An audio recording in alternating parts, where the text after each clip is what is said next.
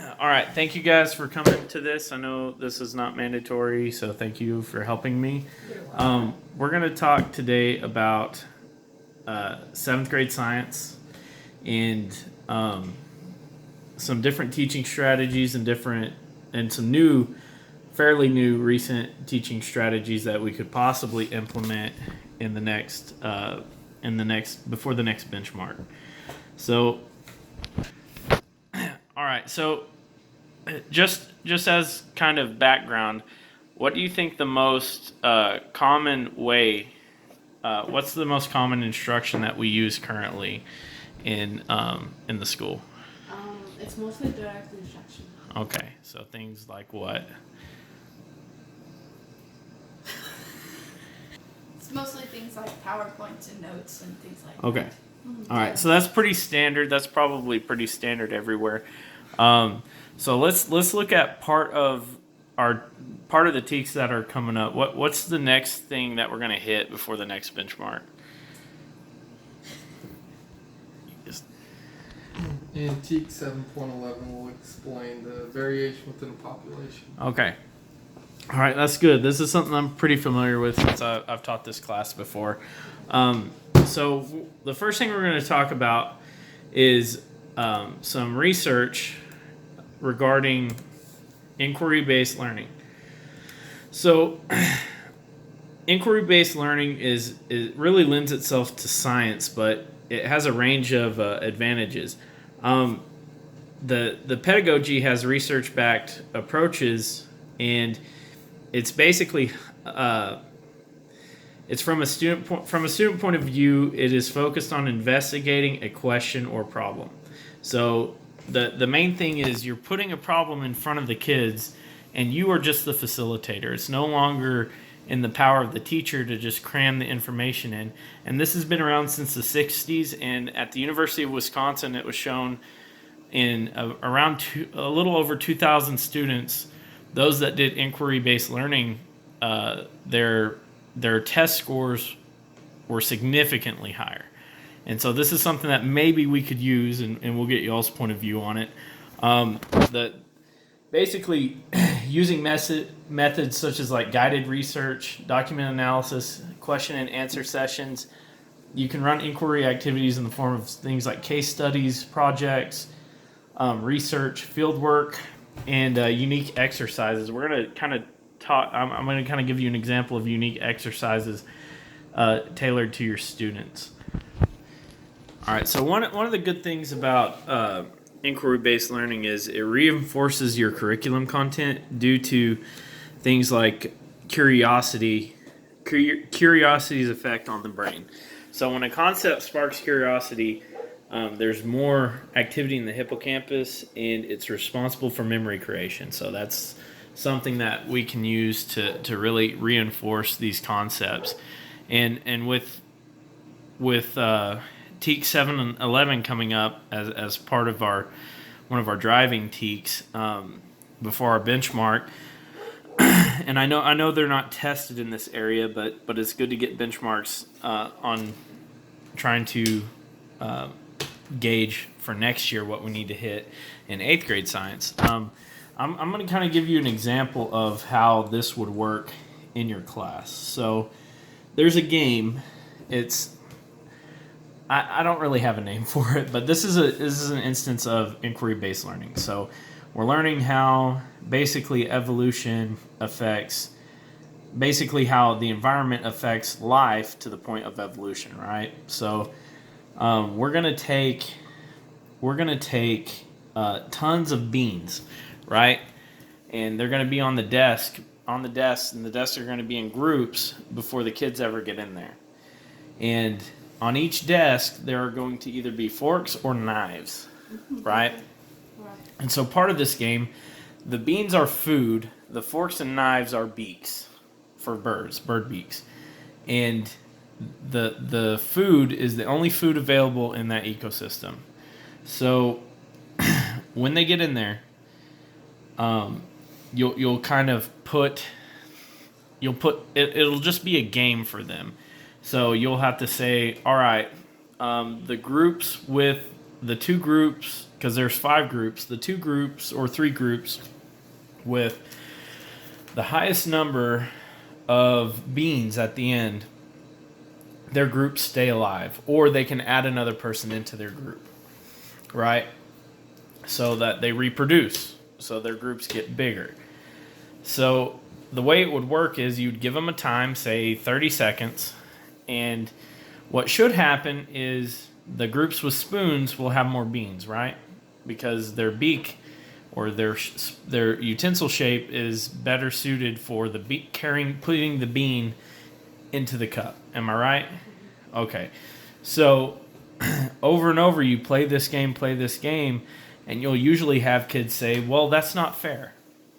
And that's one of the questions that you can jump on is why is it not fair? What is not fair about this game? And so what would you say? Why is it not fair that they're playing this game?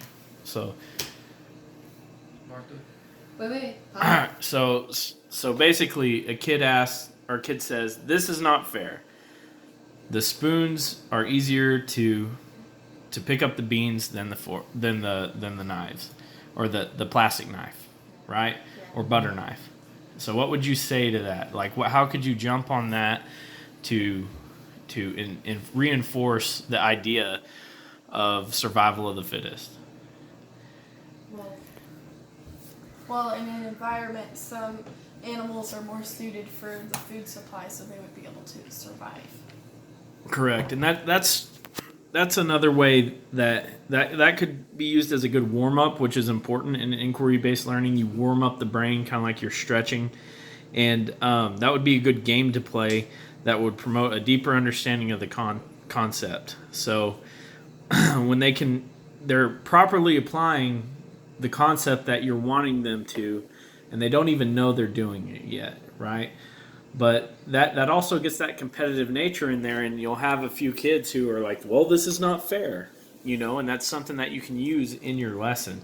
And that's before you ever even talk about Darwin or survival of the fittest or finches, things like that. And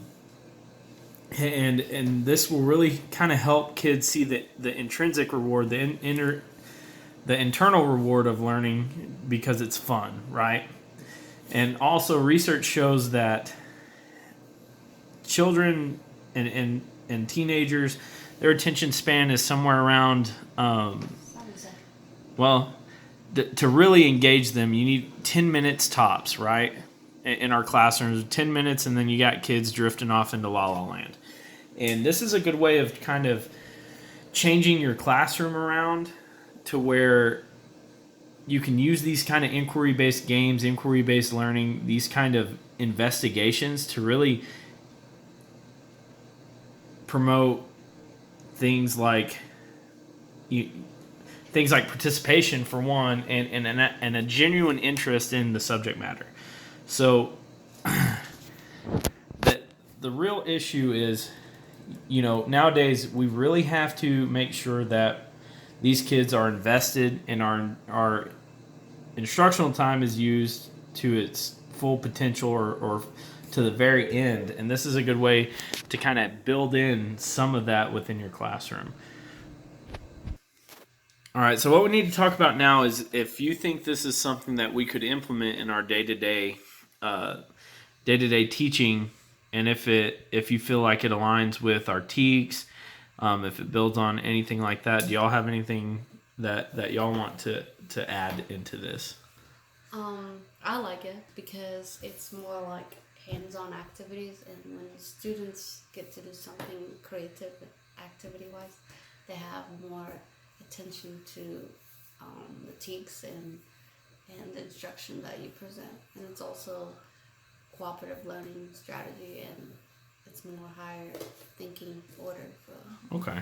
It helps them to be creative too in solving the problem and think outside of the box and think more than they usually do. And this was just one instance of how you could use it.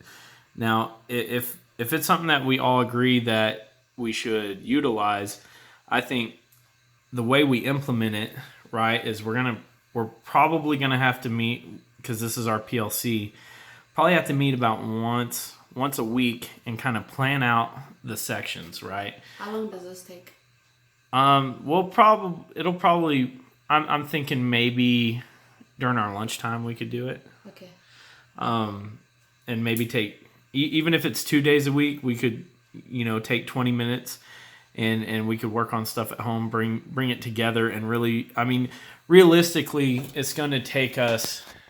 I mean, it could take us an hour, and so that we might have to meet after school one day, or we could work our conferences since all of our conferences are at the same time. So, That works for me. we could. I think we have a benchmark in 2 weeks, so I think if we're going to implement, or it's in 3 weeks, so I think if we're really going to try and do this, we could do it with the 7.11 TEKS. And we could use we have some resources on learnforward.com that we could use to really look over that. So my thing is probably, are we all in agreement that we want to at least try this, considering how low our science scores were the last benchmark? So let's look, your homework, I guess, would be in the next 2 days, because we'll meet back on Monday. How's that? Monday, and yeah. Well, here's what I want. I want y'all to look through some of those resources on leanforward.com, and I have a couple. I will email y'all a couple websites with this inquiry-based learning, some of the research, and how to create lesson plans using it. And on Monday, because we'll all be in the same place with the TEKS, on Monday we will, or you all will all be in the same place with the TEKS. Monday we'll get together and we will plan out the next section. We'll take an hour and a half tops after school Monday, and I might come by your conferences and we'll just see what we kind of have there. And we'll include this in our benchmark, and we'll make sure that we'll see if there's any improvement on our science scores with this, and then we'll meet back and kind of see what's up. So thank you guys.